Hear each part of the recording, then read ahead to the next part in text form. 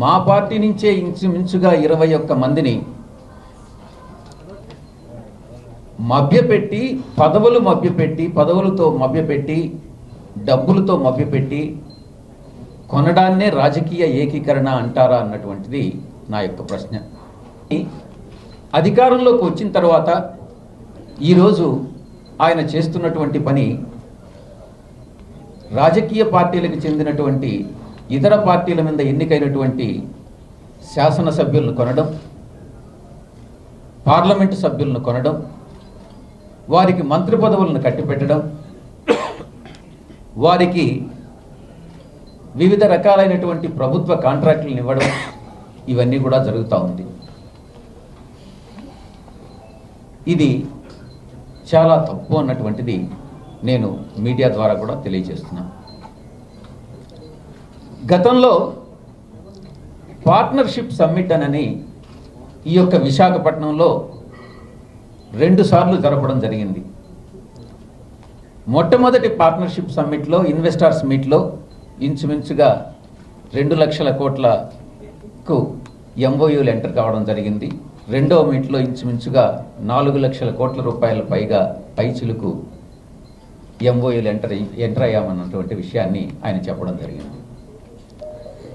నిజానికి నేను ప్రశ్నిస్తున్నది ఏంటంటే, ఇది నిజంగా మొత్తం వచ్చినటువంటి ఈ రోజుకి ఇన్వెస్ట్మెంటు 100 కోట్లకు కూడా మించి లేదు.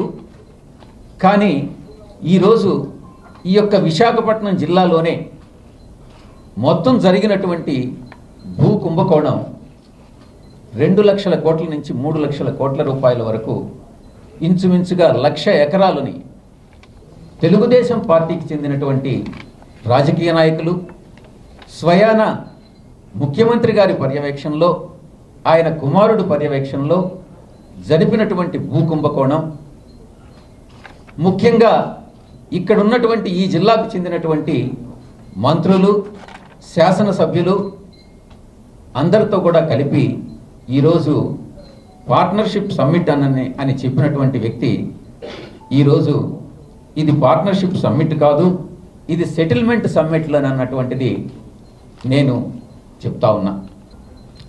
కానీ ఈరోజు తెలుగుదేశం పార్టీ అధికారంలోకి వచ్చిన తర్వాత ఇది ఒక పసుపు పచ్చ దొంగల దోపిడీకి గురైనటువంటి నగరంగా మిగిలిపోయింది అన్నటువంటిది తెలుస్తూ ఉంది. ఈ ఆస్తులకు సంబంధించి, ఈ భూ కబ్జాలకు సంబంధించి ఒక్క మాటలో చెప్పాలంటే ఇది ఒక స్టోలన్ సిటీగా, అంటే ఒక దోపిడీదారులకు గురైనటువంటి నగరంగా దీన్ని తెలుగుదేశం అధినాయకత్వం చేయడం జరిగింది అన్నటువంటిది కూడా స్పష్టంగా తెలుస్తూ ఉంది. సిట్ అంటే స్పెషల్ ఇన్వెస్టిగేషన్ టీం.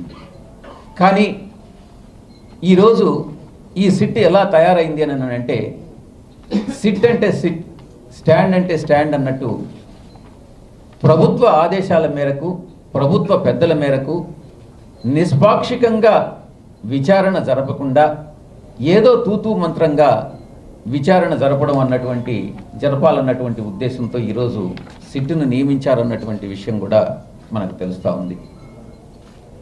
గతంలో ఇటువంటి స్పెషల్ ఇన్వెస్టిగేషన్ టీమ్స్ ఎర్రచందనం విషయంలో కానీ, ఆ తర్వాత శేషాచలం అడవుల్లో జరిగినటువంటి ఎర్రచందనం విషయంలో కానీ, విజయవాడ మద్యం మరణాల మీద కూడా ఈ సిట్ను వేయడం జరిగింది. కానీ ఏం రిజల్ట్ వచ్చింది? ఈ సిట్ అనేటటువంటి దానివల్ల పెద్ద ప్రయోజనం లేదు.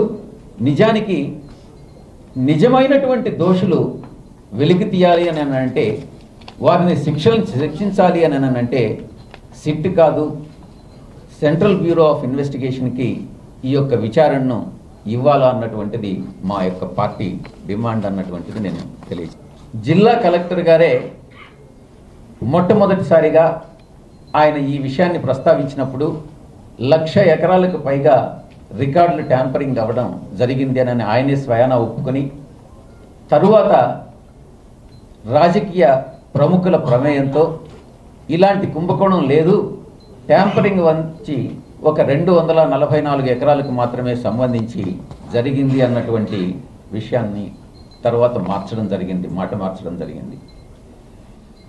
కానీ మా పార్టీ అధికారంలోకి వచ్చిన తర్వాత మా నాయకులు శ్రీ జగన్మోహన్ రెడ్డి గారు తప్పకుండా ఏదైతే ప్రభుత్వ స్కూళ్లను నిర్వీర్యం చేసి విద్యను ప్రైవేటు పరం చేస్తున్నారో వాటిని అన్నిటినీ కూడా తిరిగి స్టేటస్ కో యాంటీ అంటే ప్రభుత్వ స్కూల్స్లో ఆ క్వాలిటీ ఎడ్యుకేషన్ అన్నటువంటిది ఇంప్రూవ్ చేసి ప్రైవేట్ స్కూల్స్తో సమాంతరంగా ప్రభుత్వ స్కూల్స్ను కూడా మేము తీసుకొస్తాము అన్నటువంటి దాన్ని ఈ యొక్క మీడియా ద్వారా నేను ప్రజలకు తెలియజేసుకుంటా ఉన్నా. మీరందరూ కూడా భూ ఆక్రమణలకు ఈరోజు పాల్పడవచ్చు, కానీ 2019 తర్వాత ఎవరైతే ఈ చట్ట వ్యతిరేక కార్యక్రమాలకు పాల్పడుతున్నారో వారందరినీ కూడా చట్ట ప్రకారం చట్ట పరిధిలోకి తీసుకొచ్చి ఆ భూములన్నింటినీ కూడా వెనక్కి తీసుకొని ఎవరికైతే ఈ భూములు చెందినయో వాళ్ళందరికీ కూడా స్టేటస్ కో యాంటీ రెస్టోర్ చేస్తామనని నేను మీడియా ద్వారా చెప్తా ఉన్నా. ఈ రకంగా ఈ యొక్క విశాఖపట్నం జిల్లాలోనే గతంలో నేను చెప్పినట్టుగా ఈ 1,00,000 ఎకరాల భూముల్ని ఎవరైతే రాజకీయ నాయకులు, నేను పేరున చెప్తా ఉన్నా, దీంట్లో ఇన్వాల్వ్ అయినటువంటి వాళ్ళు స్వయానా ముఖ్యమంత్రి ఇన్వాల్వ్మెంటే ఉంది, ముఖ్యమంత్రి కుమారుడు లోకేష్ ఇన్వాల్వ్మెంట్ ఉంది, గంటా శ్రీనివాసరావు గారి ఇన్వాల్వ్మెంట్ ఉంది, శ్రీనివాసరావు గారి బ్రదర్ ఇన్లా పరుచూరి భాస్కర్రావు గారి ఇన్వాల్వ్మెంట్ ఉంది, శాసన అల్లుడు ప్రశాంత్ ఇన్వాల్వ్మెంట్ ఉంది. ఇక శాసనసభ్యుల విషయానికి వస్తే ఇక్కడ సిటీలో కానీ తీసుకున్నట్టయితే వెలగపూడి రామకృష్ణ,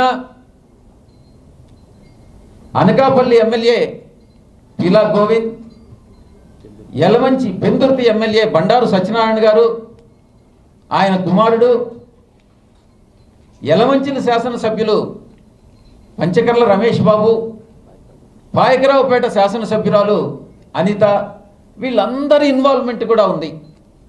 నేను ఒక్కటే చెప్తా ఉన్నా, ఈరోజు ఎవరైతే ఇటువంటి చట్ట వ్యతిరేక కార్యక్రమాలకు పాల్పడి భూ కుంభకోణాలకు పాల్పడుతున్నారో మీరందరూ కూడా జైలుకు పోవాల్సి వస్తుంది అన్నటువంటిది ఒకరోజు 2019 తర్వాత పోవాల్సినటువంటి పరిస్థితి వస్తుంది అన్నటువంటిది నేను తెలియజేసుకుంటా ఉన్నా.